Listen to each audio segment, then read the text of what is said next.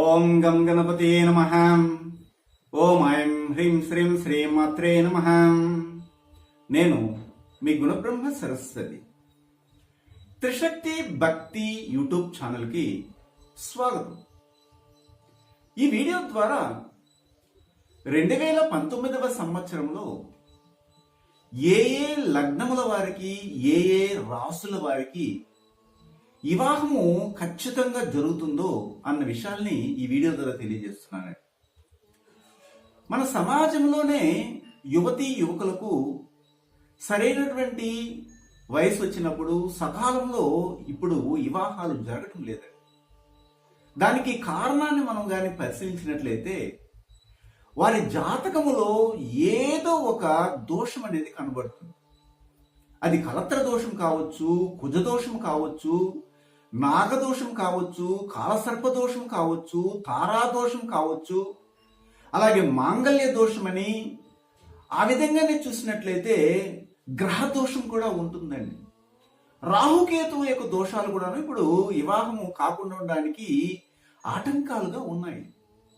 అయితే ఇప్పుడు ఉన్నటువంటి మోట్రిమోని అంటే పెళ్లి చేసే వారు ఉంటారు కదా, వీరు ఒక వ్యవస్థను పెట్టుకొని ఒక వ్యాపారంగా కూడా కొనసాగిస్తూ చాలా మ్యారేజ్ మోట్రిమెంట్స్ ఉన్నప్పటికీ కూడాను వివాహం చేయడం అనేది మన సమాజంలో యువతి యువకులకు ఒక పోరాటంగా మారిపోయిందండి.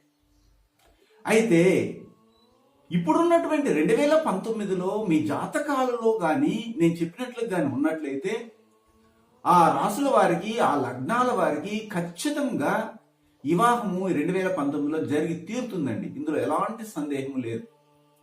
ముఖ్యంగా మేష లగ్నము కానీ మేషరాశి తీసుకుంటే దానికి 7వ స్థానంలో శుక్రుడు స్థానం అంటారు. దాన్ని తులారాశి లేదా తులా లగ్నం అంటారు. దానికి అధిపతి శుక్రుడు కనుక ఖచ్చితంగా జరుగుతుంది. అలాగే వృషభ లగ్నము లేదా వృషభ రాశి తీసుకున్నట్లయితే ఇప్పుడున్నటువంటి ట్రాన్సిట్ లో గురు భగవానుడు వృశ్చికములో 7వ ఇంట్లో ఉండటం వల్ల ఇక్కడ వివాహం అనేది ఈ వృషభ రాశి వారికి జరుగుతుంది. అలాగే మిథున రాశికి గాని మనం తీసుకున్నట్లయితే మిథున రాశికి 7వ భావములో తీసుకున్నట్లయితే శని భగవానుడు కూర్చోన్నాడు కనుక శని ఖచ్చితంగా ధనుసులో ఉన్నాడు కనుక ఈ యొక్క మిథున రాశి వారికి 7వ భావము శని భగవాన్ యొక్క అనుగ్రహంతో వివాహం అయ్యే అవకాశం కనబడుతుంది.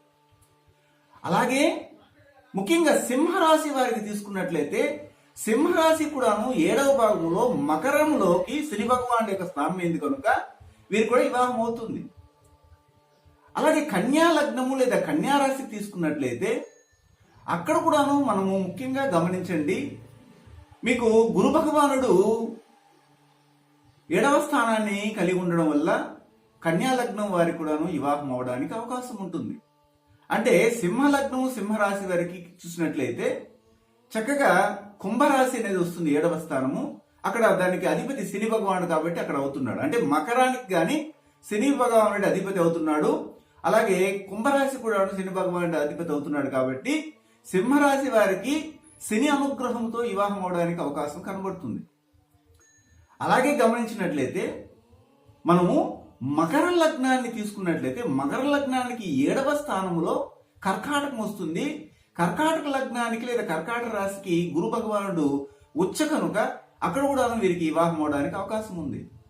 అలాగే కుంభ లగ్నానికి కానీ కుంభరాశికి కానీ మనం తీసుకున్నట్లయితే సింహరాశి అనేది సింహ లగ్నం 7వ స్థానం అవుతుంది కాబట్టి అక్కడి అధిపతి రవి కనుక రవి భగవాన్ అనుగ్రహంతో వివాహం అవుతుంది 2019లో ఈ యొక్క కుంభరాశి వారికి లేదా కుంభ లగ్నం వారికి.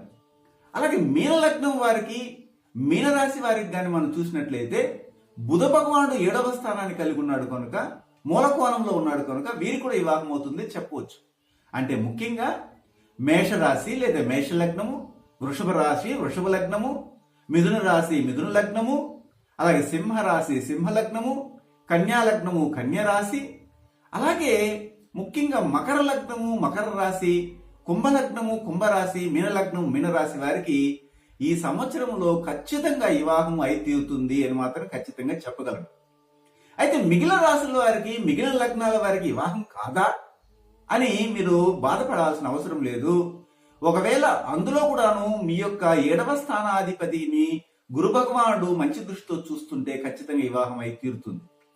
అయితే దాని గురించి మీకు సరిగా తెలియదు కనుక మీ యొక్క వ్యక్తిగత జాతకాన్ని పరిశీలన చేసుకోవాలి. ఒకవేళ మీకు అలాంటి అవసరం ఏర్పడితే మా వీడియోను చూస్తూ అక్కడ స్క్రోల్ అవుతున్నటువంటి ఫోన్ నెంబర్కి ఫోన్ చేసి ఖచ్చితంగా మా నుండి కూడా తెలుసుకోవచ్చు. లేదా మీ దగ్గరలో ఉన్నటువంటి మహాపండితుల్ని, చాలా అనుష్ఠాన సాధన కలిగినటువంటి వారిని, చాలా జ్ఞానం ఉన్నటువంటి వారిని సంప్రదించండి. వారి నుండి కూడా తెలుసుకోవచ్చు. ఎలాంటి ఇబ్బంది లేదు. అయితే ఆ పండితునికి డిటర్మినేషన్ ఆఫ్ మైండ్తో చేయగలిగే సాధన శక్తి ఉంటే చాలు, అభ్యాసం ఉంటే చాలు, ఎవరైనా మంచివారు.